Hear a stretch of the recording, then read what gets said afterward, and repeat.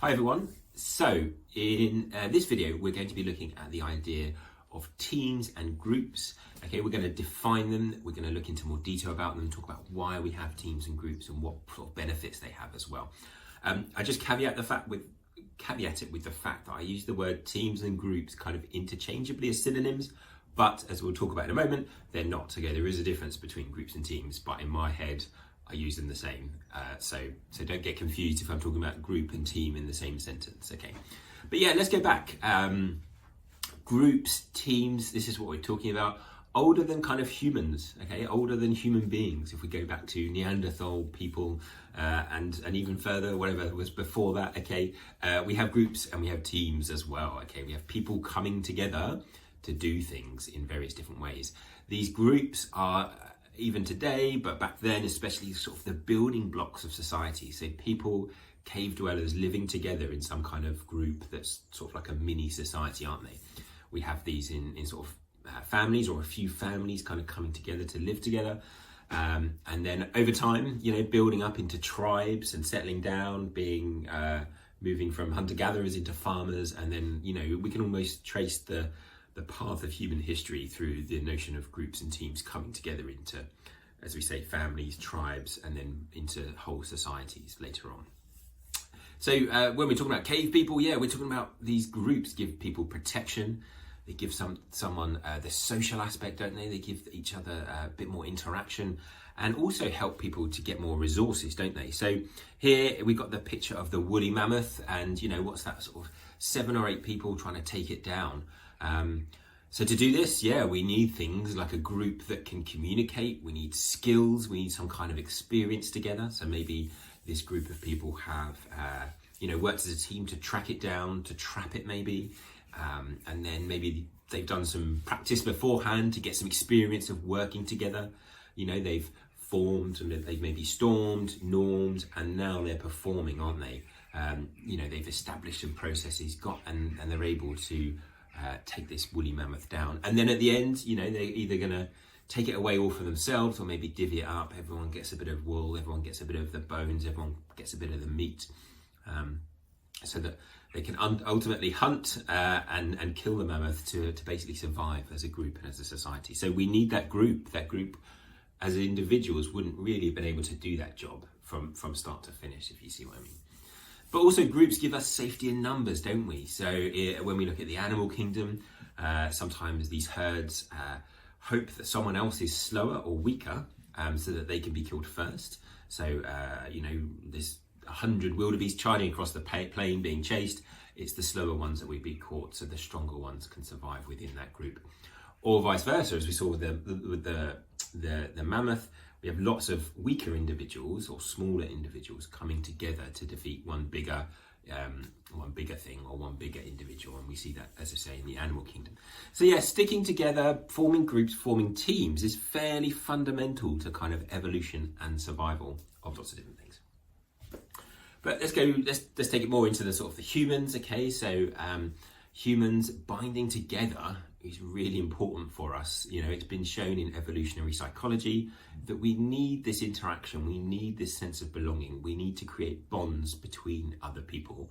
Okay, a solitary life is not very fun, but also really not good for us in terms of our development. So we get this in loads of different places within society. Okay, so as we said, you can be part of a family. Also being part of a religion, okay, makes you feel part of a group, and you can form teams within that, can't you?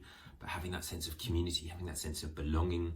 And we can also always go up to nationalities as well. Okay, so people who are, just because of the luck of where they were born, feel some kind of sense of belonging to a community, okay, or to a country and to each other. Bringing it more into sort of the course of what we've looked at, okay, we've got Mary Parker Follett and the human relations movement. Again, this is satisfying a deep human need to be humans, to interact, to be nice to each other, okay? Making work's pretty important to what we do. Making work more tolerable, but also making work more positive. Working on your own, as we saw with Taylor, and Taylorism leads to alienation, higher productivity maybe, but leads to issues, psychological issues. So whereas being part of a team is, it can help you to motivate yourself, especially when that's a real high performing team, or you can motivate each other to become part of a high performing team. But the flip side of this, okay, with groups, we also get the other side, which is exclusion, don't we? So based on maybe prejudice or distrust or favoritism, we get people excluded from the group. So we can have this insider and outside notion as well when we talk about groups and teams. Even more so in management and organizations, why do we have them? Okay, so as we saw with the Mammoth, they can do more than an individual. We can also see teams as being quite flexible and responsive, can't we? Okay, so it says that, you know, some of my work with sort of disaster and emergency relief teams, but we see it with like SWAT teams, police teams, high reliability organizations.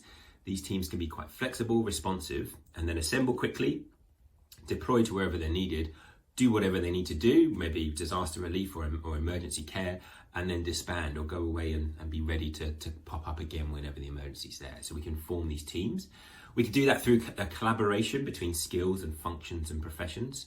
So working in sort of matrix organizations or matrix teams where there's one of each, maybe of each group that help give their skills to the team. These teams, it's been shown, give increased performance for the organization. Okay, so motivating each other, geeing each other up in order to sell more. Okay, so why I have sales teams.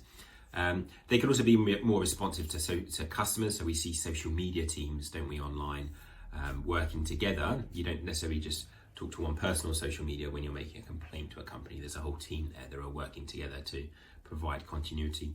Teams also help us to share knowledge, formally and informally, and also, as we say, help to motivate and morale. Because being chosen for a team or being chosen to be different, as we saw with the Hawthorne effect and the Hawthorne experiments, is a good thing. It leads to good sort of positive things. So let's drill down a bit. Okay, let's look at let's try and define or differentiate more like between teams and groups. Okay, because there is a difference, but I still use the terms interchangeably. So Katzenbach and Smith, 1993, define a team as a small number of people with complementary skills who are committed to a common purpose, performance goals, and working approach for which they hold themselves mutually accountable.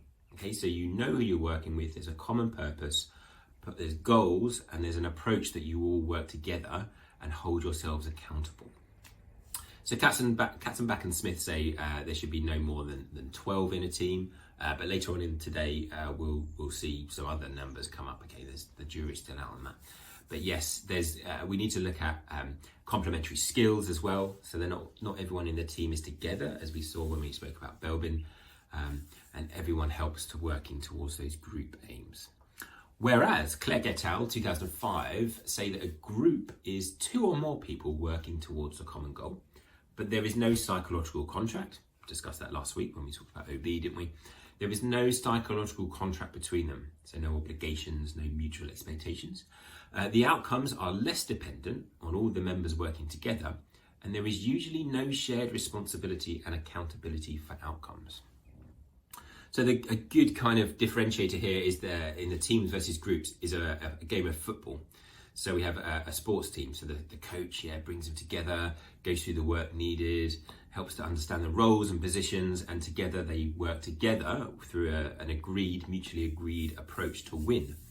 Whereas the people who are watching the game, okay, the crowd who travel to the game, they're a group.